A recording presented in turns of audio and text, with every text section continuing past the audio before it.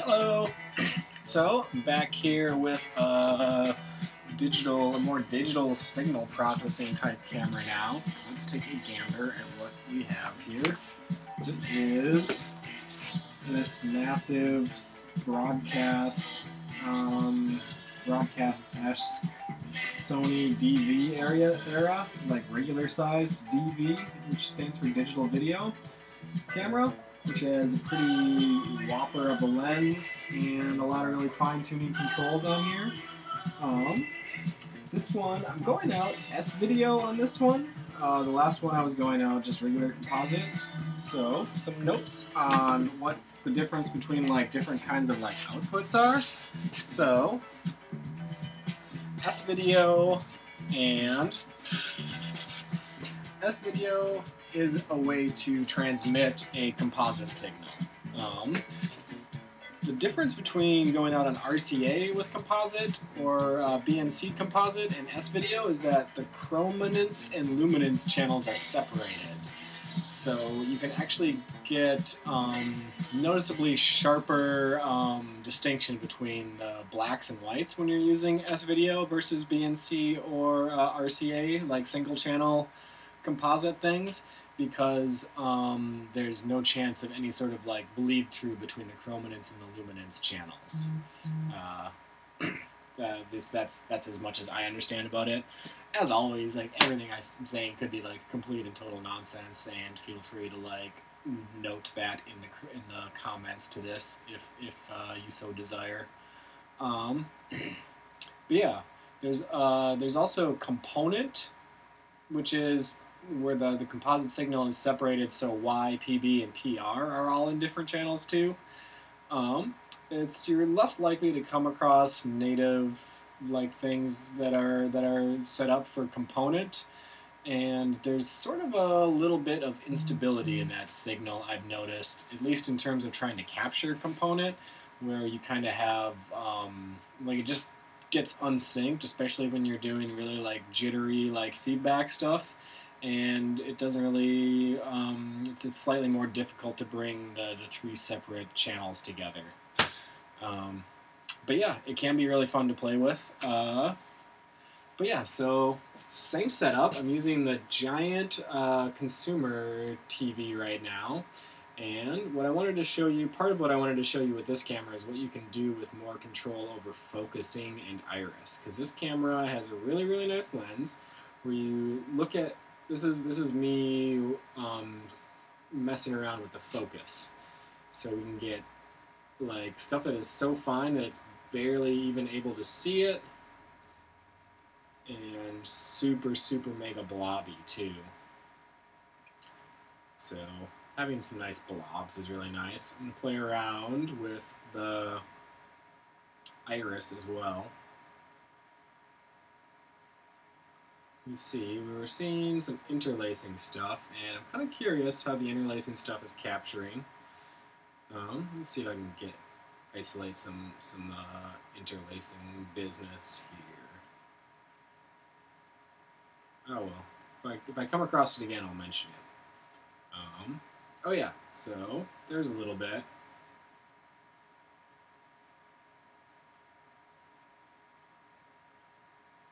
This is just me opening up the iris all the way, and then mess around with the focus a bunch.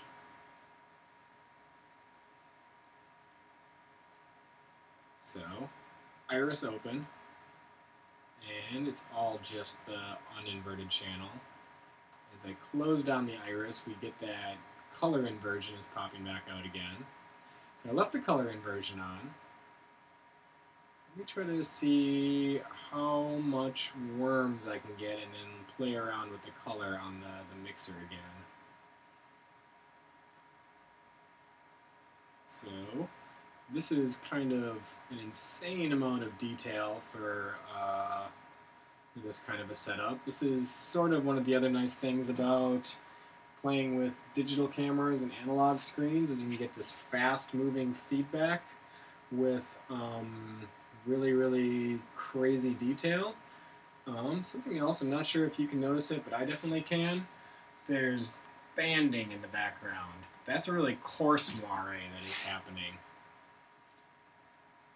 So that may or may not be something you want. It can be quite frustrating to deal with, but see, as I change the zoom in and out, the moire is changing shapes. There, you can kind of see it as I'm dialing it in and out.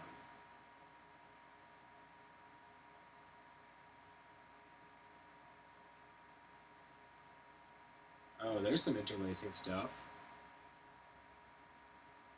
Yeah, the interlacing is definitely visible on the capture to me right now. It's like the second half. So a lot of times when you're doing, what do you call it? When you're doing inverting anything in feedback, you can get this weird sort of interlacing stuff, which captures kind of funny sometimes depending on how you capture. If you're capturing interlaced video to progressive scan, that can do some really bizarre things with what you see versus what you get. If interlacing, if you're doing a lot of like strobe inverted feedback things, and you have issues with the interlacing, then you really want to look into different methods of capturing that are like either capturing directly into Premiere and messing around with the settings there, or capturing using some sort of a nice like upscaler, like an upscaler where you can control a lot of things. I think the decimator is one that a lot of folks recommend. Yeah, I got no experience with that to say. I just know that people like it and it helps out when you want to preserve or reduce strobing things. Because what the strobing is only happening like per field, not per frame, and that's why we're getting that weird flicker that's only happening part ways. This weird flicker that's like, and it's like only sort of like half the screen is getting it. And if you went into, if this was capturing in progressive, I don't think that would be happening.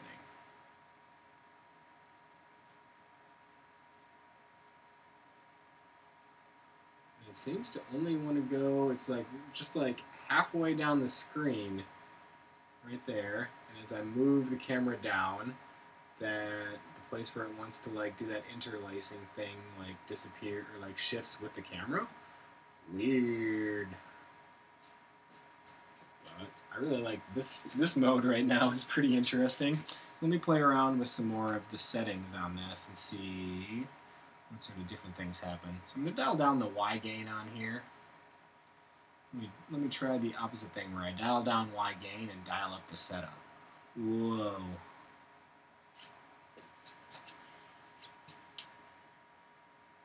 That's pretty remarkable, I think.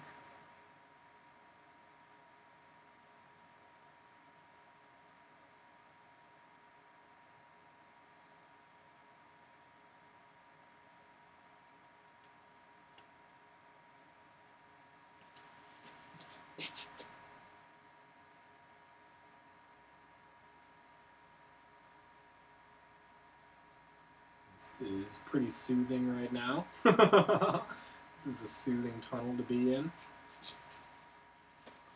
Some weird foggy things happening on top there. So you can see that the same kind of setup, which was working really well for tube camera and for the tube camera and LCD combination, isn't quite panning out for the digital camera and television CRT situation.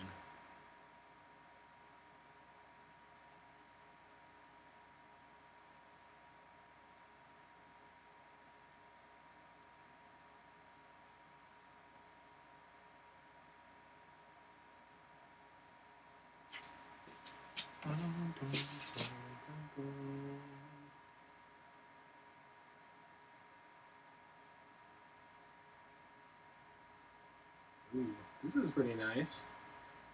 So, turned Y setup all the way down, I turned Y gain all the way up, and I'm adjusting the iris to let in very little light, and it seems to be reducing the, it's just turning like what was the background, which used to be like strobing black and white, is just morphing into, or just melting into like blue.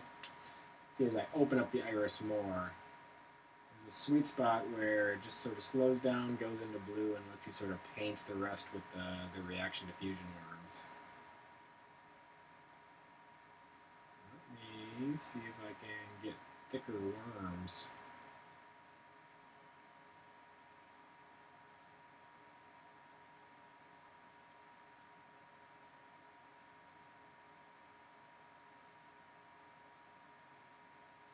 Wow, this is a little too fast for me right now. This is a little intense. Alright, cool. Let's see how this looks on the broadcast TV. Hello! So now I've got the big Sony digital camera pointed at the broadcast CRT. And you can see we're getting a lot more blobby stuff happening here, which is always fun. So also on this one, there's a really crazy pattern happening in the background with like this sort of cellular stuff, like looks like underneath a microscope or something, like seawater. But see, as I get the right combination of focus and zoom in, we can get some pretty defined lines still, even on the broadcast screen, which is kind of rare to happen in my experience, to get really defined lines on this screen. Try messing around with the iris as well.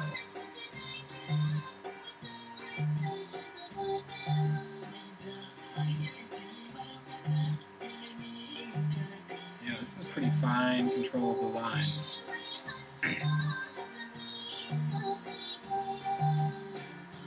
You don't necessarily need to have a big, massive broadcast digital camera like this to do this sort of thing, though. A lot of this is really just the lens working. And you can find security cameras that usually have like digital processing happening that have really nice lenses. So yeah, because this is an absurdly sized camera and not really reasonable for most people to have. It would be kind of absurd to gig with this, I would imagine. But smaller security cameras, you can get small security cameras and then get like a really nice lens for them and do similar sorts of things.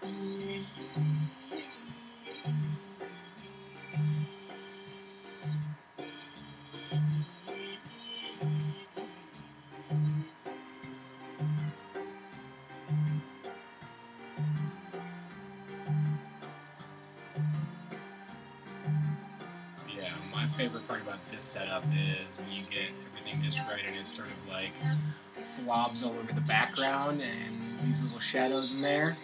Oh yeah, and as we mess around with the color and brightness on the screen here, we can get different settings, different modes happening. I'm going to try turning the color inversion off on this for a bit. I'm getting a really nice soft orange kind of thing happening. I'm a pretty big fan of it.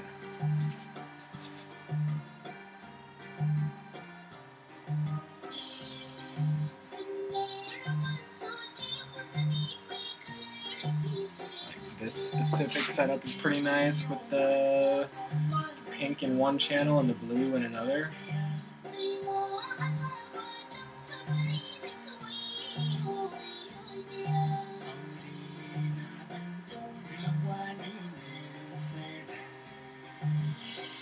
Try a couple of effects on this while we're at it.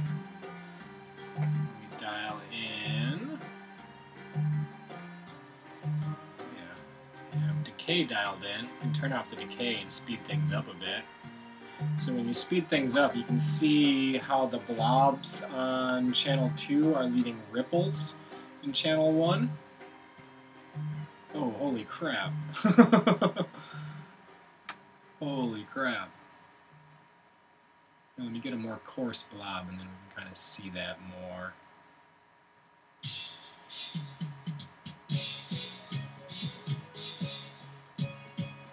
It's not doing it so much. I had it just a second ago. that's there's some of that.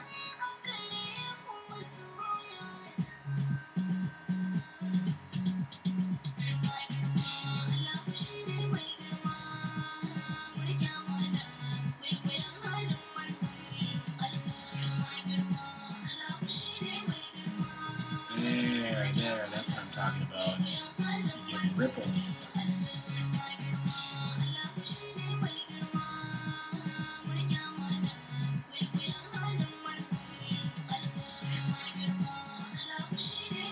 Try to get that really fine detail back again. There. Whoa.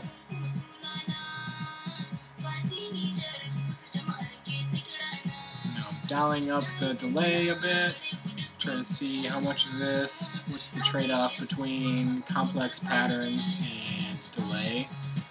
Pretty much only like 1 or 2 on here is like as much as I can do without losing things. Let me try this mosaic thing again.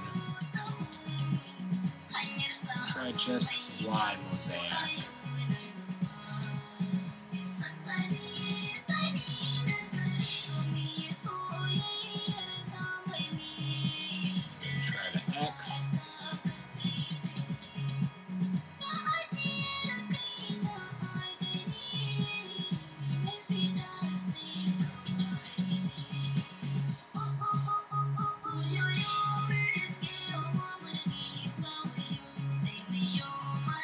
Something else about this camera that is different is this is a 3CCD camera. So the last camera I was using was a tube camera. When I'm saying tube camera, what I mean is that there's an actual cathode ray tube, which is how the light is being processed. A CCD camera is using a bunch of transistors to sense the light instead of a cathode ray tube. And 3CCD camera means that there's 3 separate sensors, one for R, G, and B, which can give you a lot more detailed control, and it grabs just grabs more detail, and because it's grabbing them separately, that's just widens the total range of brightness and hues and everything that you can get off of things.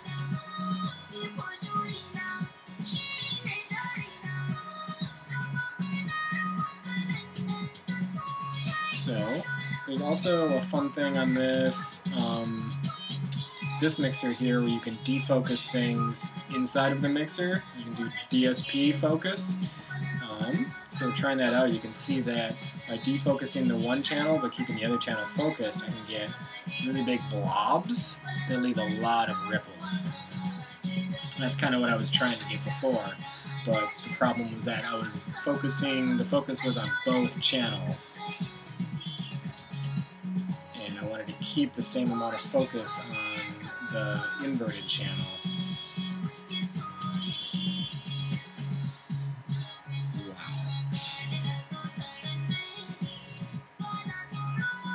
If you turn up the defocus too strong, then you lose any blobs at all. Wow. This is a pretty great setup.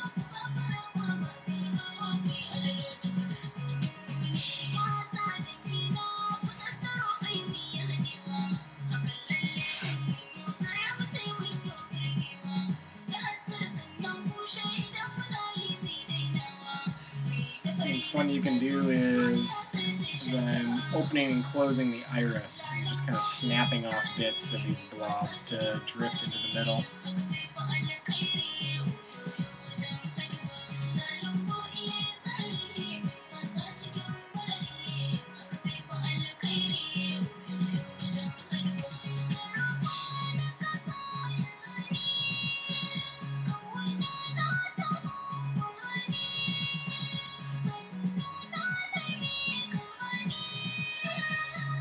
Awesome. So let's see how this works with the LCD screen next. Hello. So here we are in an incredibly complex and detailed zone here, using the digital camera and the upscaling LCD screen. You can see that we're getting patterns which are a absurdly detailed on both ends here.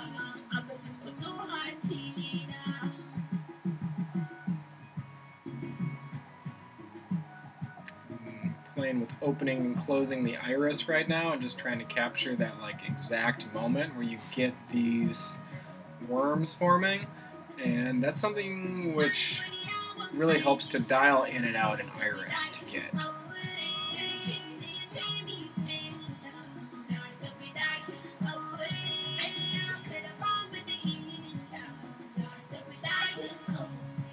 Take a moment and turn the color inversion back on this channel. There we go. And play around with the focus a bit. There's a cable in the way here, which I will just leave it there because it's actually kind of like giving the feedback something to go off of. It's nice to have something physically in there to play with as well. Playing around with the focus now. Sharpen it up, sharpen it up. There we go, we're getting, and then we're almost at the right spot to be getting some of those color inversion moire things happening. Check out this thing I've got caught in the middle here, making this little thick brain worm form. I'm going to start dialing in the defocus on this channel now too. See if I can trap. Turn up the light a bit. See if I can trap some of these in the middle here and just kind of keep them to play with. So we see what happens as we defocus. So, losing the worm, so I think we can do about 2 before we lose definition. A little bit more light. And we play around with the focus on this one now. See if we can get that thing where it's really detailed in the background and really blobby in the foreground.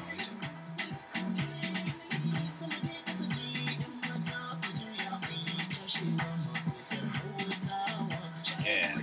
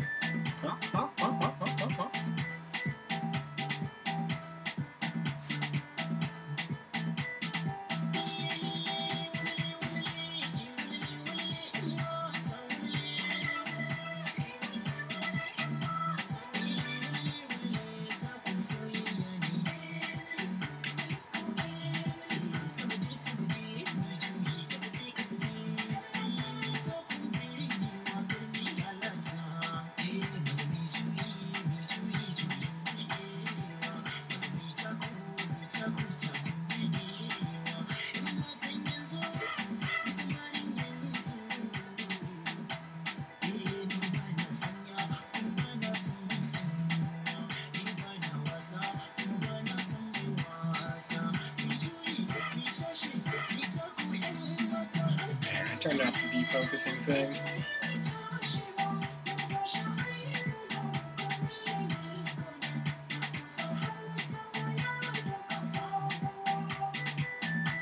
Wow.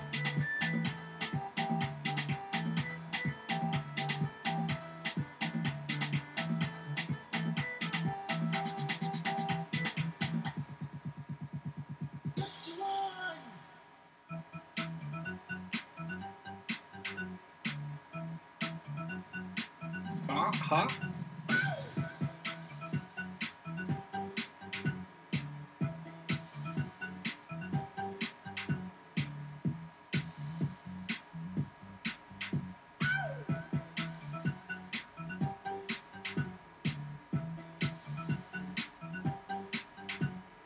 So what I'm trying to do is open up the iris enough to get a bunch of these lights in there, and then slowly try to dial it down so I can get the complex formations happening. I'm also very gently steering the camera. I'm holding the camera by the back. It's on a tripod, but it's pretty loose for tripods anyway. And I'm just kind of like steering it to try to like focus on these larger blobs which are happening. So you can kind of, by moving it back and forth, you can get more detail to form. But it's like you have to do it very, very slow and careful movement. You can't jerk the camera. Jerk the camera and that happens. Once you just put your hand on the back and just kind of like gently steer it around, you can get this kind of a thing happening.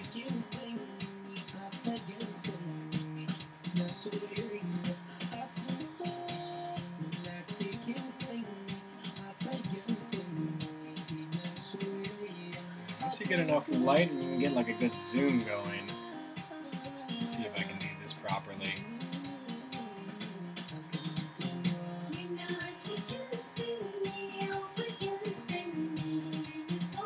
Oops. Not quite. Almost. I'm trying to get like a fractal zoom thing happening here, but it's a little complex to do with this kind of a setup.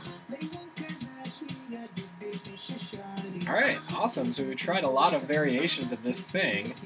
I've got 2 more things to show you that you can do with a similar mode. One with 2 cameras, and then another one I'm going to show you which is all digital.